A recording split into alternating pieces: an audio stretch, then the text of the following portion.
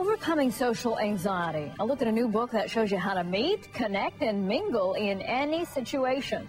The savvy socializing etiquette they don't teach you in school.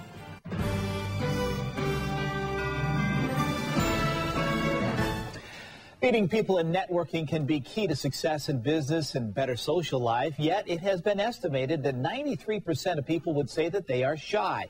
In the new book, How to Work the Room, author Susan RoAne takes a look at how to overcome social anxiety and make the most of any social get-together, and she joins me this morning to share a few of her tips. Good morning. Thanks for coming. Well, thank you so much. I guess many people have a hard time in the first place just breaking the ice. Do you have a few tips for people? I guess you talk about you want to get in and then get out gracefully. That's the key. Well, graceful always. Well, the first tip is before you go anywhere, whether it's a business meeting, a conference, or a party, make sure that you're prepared. Read the paper, listen to the news, have something to say. And the most important thing is know what you're going to say about yourself. There might not be a greeting committee. So have your own self-introduction planned and key it to the event you're going to. Now, what do you mean by working a room? That's one of the things you talk about. When you're going someplace, what do you mean by working a room? I know it's an old political term, and I'm from Chicago, and that's what I grew up on. But it really is about how do you go into a room, move around the room, meet people, connect, have conversations, and build rapport. You know, you get in and you get out gracefully, but it's about making connections and about having a good time. And if it's business, about sharing the business information you need. So it's different than networking, because networking has a lot to do with the follow-up. You could be a great networker and find that walking into the room is daunting. I mean, sometimes it's even daunting for me. I have to go back and say, what did I write on page 92? Well, and that's another thing. I mean, let's say that you do all the preparation in the world. You get into this room. It's the exact situation you want to be in. That doesn't mean you're going to be comfortable just going up to people and starting conversation. It's hard for people. It's very hard. And 93% of us self-identify as shy, according to the studies at Stanford China's clinic. So here's the point. When you walk into that room and you feel uncomfortable, you just know that 93% of the people in the room feel the exact same way. So that should make you feel normal and a little more comfortable. But the easiest thing is to go up to people who are standing alone, because they're standing alone because they're shy. They're not standing alone because they go, oh gosh, I got all dressed up to come here and nobody's talking to me.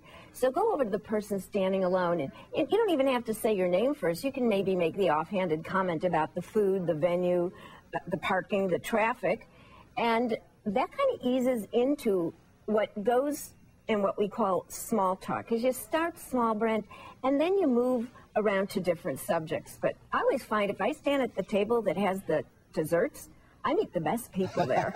That's the great place. It's right there by the chocolate souffle. That's where it all comes together. It is really, I never found anyone so interesting by the cut-up vegetable table. You got to know that. That's a tip right there, where to start at on the food buffet line. There you go. I tell that to all my audiences when I speak. Go where the chocolate is. So what do you do if your mind is blank? Sometimes that happens to people. You get in the situation, and there's maybe a key one or two people. You hope when you get there you get to talk to them. Then lo and behold, there you are, and now suddenly you've just kind of gone blank. You're so nervous, and you're going to blow your opportunity. What do you do? What you do is you could honestly say, you know, I have really wanted to meet you, and here I am meeting you, and I'm caught a little off guard, but it is such a delight and just perfect timing. You know, if you admit that you're uncomfortable, people get it. Much the same as when you forget a name. People get it because haven't we all forgotten names? I think being candid and being lighthearted, and it's kind of charming because you're being a little self-deprecating. Don't be too self-deprecating, especially in business. But it's okay to say, boy, I really wanted to meet you, and now I'm caught off guard, but it is so nice to meet you. Even practice saying that.